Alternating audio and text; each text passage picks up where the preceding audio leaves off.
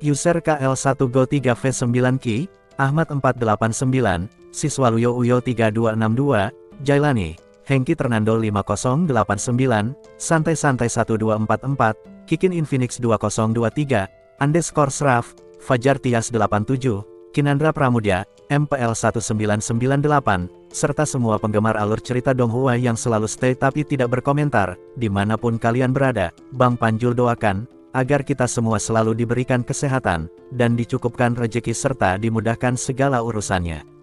Yang mana pada pembahasan kali ini, Bang Panjul akan kembali membawakan beban kalian yang begitu berat, dengan mendongengkan spoiler, atau bocoran Donghua Swallowed Star, part ke-212.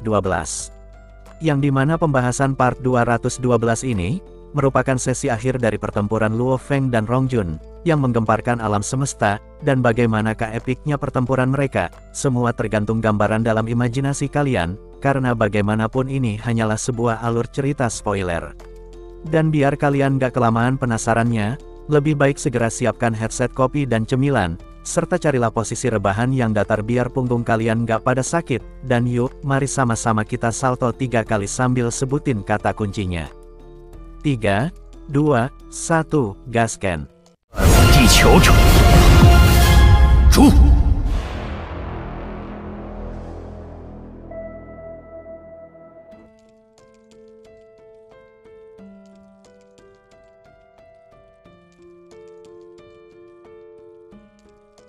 Pada part sebelumnya, walaupun berhasil memblokir semua serangan yang dilepaskan oleh Luo Feng, namun, akibat kerasnya kekuatan hantaman dari senjata roh pedang ilusi, membuat kedua tangan Rong Jun bergetar hebat. Bahkan, area jempol dan jari telunjuknya mulai terkoyak hingga meneteskan darah segar. Di sisi lain, akibat serangan yang secara terus-menerus, membuat Luo Feng telah kehabisan lebih dari setengah kekuatan rohnya. Dan jika pertempuran ini terus berlanjut, bisa dipastikan, Luo Feng yang akan mengalami kekalahan. Karena selain dia akan kehabisan energi rohnya, di saat itu pun arena pertandingan akan semakin menyusut, dan hal itu adalah sebuah kerugian besar bagi Luo Feng. Karena bagaimanapun, Luo Feng adalah seorang pembaca roh yang ahli dalam serangan jarak jauh. Yang dimana jika arena itu terus mengecil, maka wilayah pelarian Luo Feng akan semakin mengecil pula, dan seiring berjalannya waktu, ia tak akan memiliki tempat untuk menghindar, dan mau tidak mau harus melakukan pertarungan jarak dekat. Saat itu, sembari menatap ke arah Rong Jun, Luo Feng pun berkata, "Rong Jun, kau benar-benar hebat, di bawah serangan terus-menerusku menggunakan persenjataan Nansen, kau masih bisa memblokirnya, dan aku sangat menghargai itu, jadi kali ini, aku akan dengan serius bertarung denganmu," ucap Luo Feng, diikuti munculnya sebuah cahaya kemasan yang melesat dari sebuah tongkat yang berada di punggung, yang dengan cepat membentuk pedang kedua, yang disebut pedang penusuk langit, yang merupakan bentuk kedua dari senjata Dewa 9 lapisan Hun Tianyan. Sedikit penjelasan, yang dimana jika pertempuran ini terjadi di alam nyata, maka Luo Feng tidak mungkin berhasil untuk melepaskan bentuk kedua dari persenjataan Nansen. Karena dalam kenyataan, Luo Feng hanyalah seorang pembaca roh tingkat bintang level 7, yang kekuatan dan energi roh yang ia miliki, tidaklah cukup untuk melepaskan bentuk pedang penusuk langit. Karena seperti yang sudah dijelaskan sebelumnya, setiap peserta tingkat bintang yang mengikuti kompetisi, entah itu pejuang tingkat bintang level 1, 2, 3, 4 dan 5, akan disejajarkan tingkat dan level kekuatannya, ke tingkat bintang level 9. Dan hal inilah, yang merupakan alasan Luo Feng bisa melepaskan bentuk kedua, karena dalam arena virtual ini, level kekuatannya dinaikkan, dari bintang level 7, menjadi pembaca roh tingkat bintang level 9. Di sela itu, melihat Luo Feng yang mampu melepaskan bentuk kedua dari persenjataan Nansen yang terkenal dengan tingkat kesulitannya, membuat seluruh penonton di berbagai medan bintang, baik itu para eselon atas ataupun rakyat biasa, seketika semua terkejut, begitupun dengan Rong Jun, yang terbelalak kaget sembari berkata, "Apa? Ternyata dia telah mampu menciptakan pedang emas kedua," gumam Rong Jun yang tak bisa menyembunyikan kecemasannya, saat melihat Luo Feng yang telah bersiap melepaskan serangan pamungkasnya. "Rong Jun, terimalah seranganku ini," ucap Luo Feng, yang dengan susah payah melepaskan dua pedang miliknya, yang dengan cepat melesat ke arah Rong Jun. Melihat serangan itu, Rong Jun pun meraung keras dan melesat cepat, sembari menebaskan pedangnya, untuk memblokir dua pedang emas yang siap untuk merenggut nyawanya. Dan tepat, Saat dua pedang milik Rongjun berbenturan dengan dua pedang emas milik Luo Feng, seketika terjadi ledakan dahsyat di tengah arena. Sedangkan Rongjun, menghadapi benturan dahsyat dari dua kekuatan, seketika ia pun memuntahkan darah segar, dan sedikit terdorong ke belakang, namun dengan tatapan yang dipenuhi semangat juang.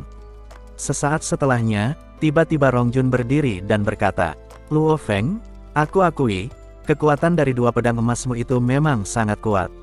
Namun bagaimanapun, untuk mengendalikan dua senjata roh itu, kau harus membagi energi rohmu secara merata untuk mengontrol keduanya, yang otomatis, hal ini menyebabkan kekuatan benturan dari masing-masing bilah tersebut, tidaklah sekuat benturan satu pedang emasmu," ucap Rongjun.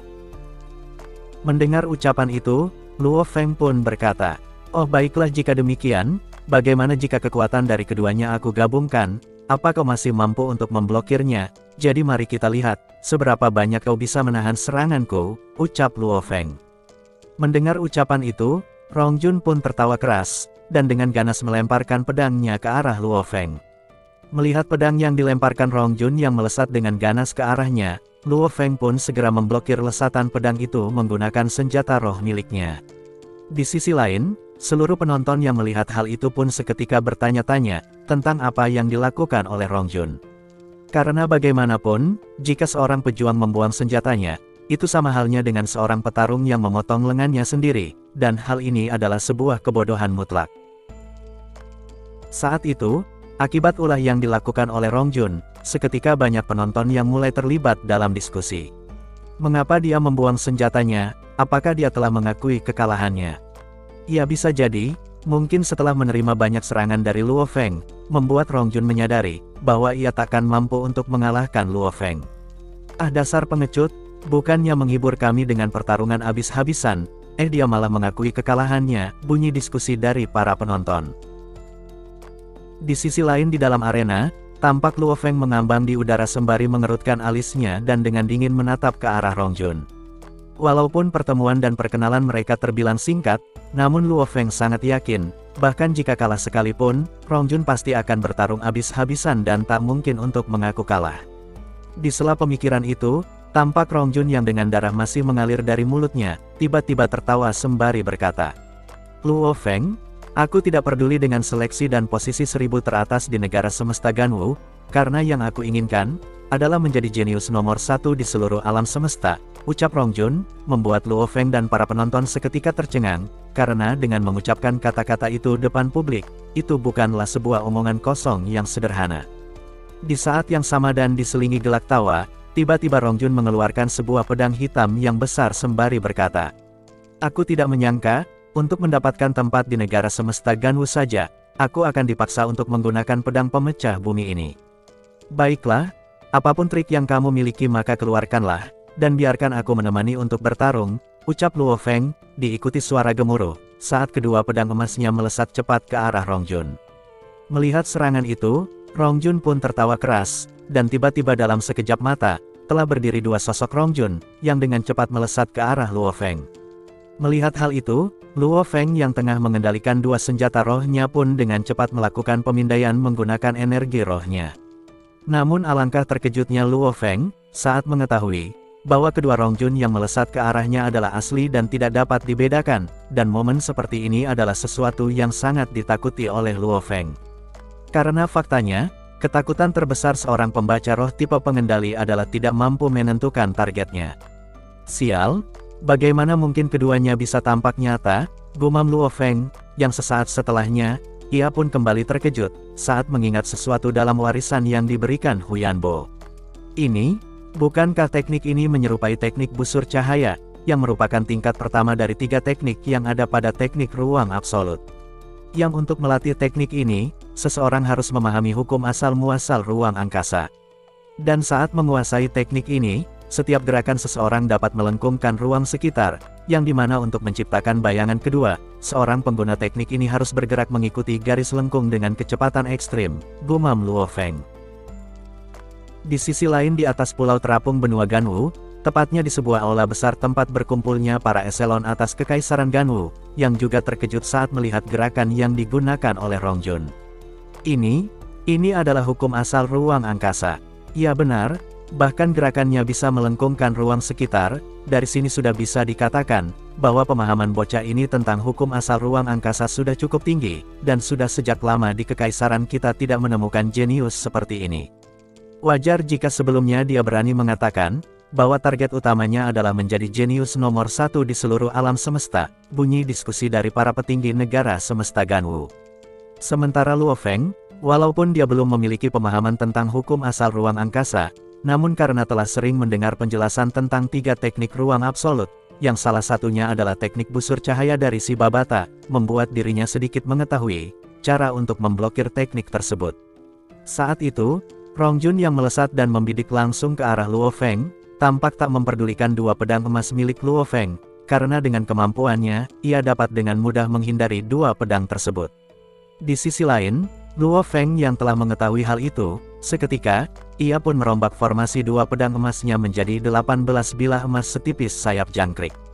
Di saat yang sama, ia pun melepaskan bentuk ketiga dari senjata roh soaring shuttle miliknya, yaitu formasi ikan pedang, yang melesat bersama 18 bilah emas setipis sayap jangkrik. Melihat hal itu, seketika Rongjun pun terkejut. Sial apa-apaan ini? Dengan pemahamanku tentang hukum asal muasal ditambah kecepatan, jika itu hanya 2 atau 3 senjata roh, tentu akan sangat mudah bagiku untuk menghindar. Sepertinya, aku harus mengambil resiko ini, gumam Rongjun, yang dengan ganas mengayunkan pedang hitam ke arah Luo Feng. Melihat serangan itu, Luo Feng pun segera membentuk kembali formasi 2 pedang emasnya, yang dengan cepat bermanuver ke arah Rongjun, sembari menggunakan perisainya untuk memblokir serangan Rongjun.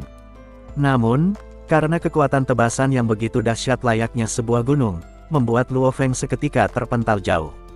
Di sisi lain, Rongjun yang fokus melepaskan tebasan pedangnya ke arah Luo Feng, ia pun tidak menyadari 2 pedang emas yang telah melesat ke arahnya. Namun entah karena apa, tiba-tiba salah satu pedang emas itu berbelok dan tidak mengenai tubuh Rongjun, sementara yang satunya lagi, hanya berhasil menembus dada Rongjun. Sesaat setelah serangan itu, tiba-tiba formasi 2 pedang itu berhamburan menjadi 18 bilah kecil yang jatuh berserakan di lantai. Di saat yang sama, samar-samar mulai terlihat, tubuh Luo Feng yang tergeletak di tanah. Sementara Rongjun, walaupun serangan yang dilepaskan oleh Luo Feng berhasil melubangi dadanya, namun ia masih dapat berdiri sembari menatap ke arah tubuh Luo Feng, layaknya seorang dewa perang. Melihat hal itu, seketika seluruh penonton terdiam. Sementara Rongjun, ia pun melangkah mendekati tubuh Luo Feng sembari bergumam. Luo Feng, awalnya setelah mengalahkanmu aku akan melakukan bunuh diri seperti yang sudah aku katakan sebelumnya. Namun setelah melewati pertempuran tadi, aku memutuskan untuk tidak melakukannya, karena jika aku melakukannya, maka aku akan kembali bertemu dan bertarung denganmu dalam pertempuran Battle Royale, yang bisa aku pastikan, dengan tingkat ketenanganmu dan kecepatanmu dalam mengambil keputusan, aku mungkin tidak dapat mengalahkanmu dalam pertempuran Battle Royale itu, ucap Rongjun, yang saat itu mulai menghormati Luo Feng, sembari mengingat pertempuran yang telah mereka lalui. Di sela ingatan akan pertarungan itu, tiba-tiba terdengar suara Neng Sari yang berkata, "Selamat untuk Rongjun yang telah memenangkan pertempuran, dan secara langsung telah mengantongi 1 dari 900 kuota, dan berhak mewakili negara semesta Ganwu, untuk bertanding melawan para jenius di seluruh alam semesta dalam pertempuran puncak. Selain itu, kami pun berterima kasih pada Luo Feng, yang telah menyuguhkan pertempuran menarik bagi triliun orang di negara semesta Ganwu," ucap Neng Sari, diikuti sorak ramai para penonton di seluruh wilayah kekaisaran Ganwu. Di sisi lain di dalam salah satu istana yang besar, terdapat hampir 1000 pejuang muda yang berkumpul sembari melihat ke arah layar, yang menampilkan cuplikan pertempuran antara Luo Feng dan Rongjun yang baru saja berakhir. Di sela itu terdengar, seorang pria bermata tunggal dan memiliki tanduk berkata, Kalian semua adalah para pejuang muda, yang beberapa dari kalian sudah mendapatkan kuota untuk mengikuti kompetisi pertempuran puncak mewakili negara kita negara semesta Ganwu. Sedangkan yang lain, akan melakukan pertempuran arena putaran keempat, dan hanya dengan pencapaian ini kalian telah menyebut diri kalian dengan sebutan jenius. Jadi lihatlah video pertempuran ini, berapa persen keyakinan kalian dapat mengalahkan kedua orang ini, ucap si pria bermata tunggal, sembari melangkah keluar istana. Melihat video pertempuran tersebut, seketika, sekelompok pejuang muda yang menyebut dirinya sebagai jenius di Kekaisaran Ganwu, langsung memasang ekspresi suram sambil berkata, Kekuatan keduanya lebih kuat dariku. Iya benar, dan lihatlah dua bilah pedang emas yang dikendalikan oleh pejuang bernama Luo Feng itu. Jika dilihat, aku bahkan tidak akan bisa memblokirnya. Mendengar ucapan itu, salah satu pemuda pun berkata, jika hanya Luo Feng, aku masih percaya diri untuk mengalahkannya. Tapi si Rongjun ini aku tidak yakin dapat mengalahkannya, karena menurut penilaian guru, dia telah memasuki gerbang pemahaman tentang hukum asal, ucap seorang pemuda setinggi 8 meter, sembari menggelengkan kepala. Di sisi lain di sebuah wilayah di pulau terapung di benua Ganwu, tepatnya di sebuah bangunan besar, tampak para eselon atas dari Kekaisaran Ganwu yang pernah mengikuti kompetisi pertempuran arena, tampak telah berkumpul dan menggibahkan tentang pertempuran yang telah dilalui oleh Rongjun dan Luo Feng. Saat itu seorang dari mereka berkata, tidak terasa 2 juta tahun telah berlalu sejak kita mengikuti kompetisi itu, dan sudah lebih dari 300 kompetisi jenius yang diadakan. Mendengar ucapan itu, salah satu dari para petinggi yang hadir pun tertawa lalu berkata, ya benar, tapi pertandingan kita dulu tidak bisa dibandingkan dengan pertandingan antara Rongjun dan Luo Feng yang benar-benar hebat, dan jika kedua jenius ini ditempatkan di wilayah rahasia Ganwu untuk melakukan pelatihan hidup dan mati, aku yakin, kemungkinan kematian mereka akan sangatlah kecil, ucap salah satu petinggi. Mendengar ucapan itu, salah satu dari mereka pun kembali berkata, aku yakin, kali ini Rongjun pasti akan menempati peringkat teratas di wilayah kekaisaran kita. Namun, jika seperti yang ia katakan, bahwa ia ingin menjadi jenius nomor 1 di alam semesta, aku pikir kemungkinan itu akan sangatlah rendah, dan peringkat tertingginya paling akan menempati posisi 10 teratas di alam semesta. Sedangkan bocah bernama Luo Feng ini, dengan kekuatan dan pengendaliannya terhadap persenjataan Nansen, seharusnya dia bisa menempati posisi 10 teratas di wilayah Kekaisaran Ganwu. Di sela ucapan itu, salah satu dari petinggi itu kembali berkata, walaupun demikian, aku sangat menyukai ketenangan dari bocah bernama Luo Feng.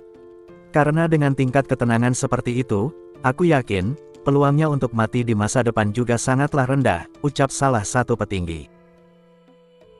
Di sisi lain, tampak Luo Feng yang tengah melamun dan tak mengetahui, bahwa saat ini, para petinggi Kekaisaran Ganwu sedang berdiskusi dan membandingkan kekuatan Rongjun dan dirinya.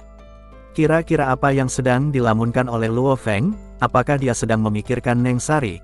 Atau memikirkan para penonton? Silahkan masukkan jawaban terlucu kalian di kolom komentar agar kita bisa tertawa bersama, karena ini adalah akhir dari pembahasan spoiler Donghua Swallowed Star, part 212. Dan seperti biasa, sebelum meninggalkan platform YouTube, jangan lupa, goyangkan dulu jempol kalian. Dan bagi yang belum subrek, langsung disubrek aja, biar nggak ketinggalan pembahasan spoiler lainnya. Akhir kata, Panjul di sini pamit, dan see you next video.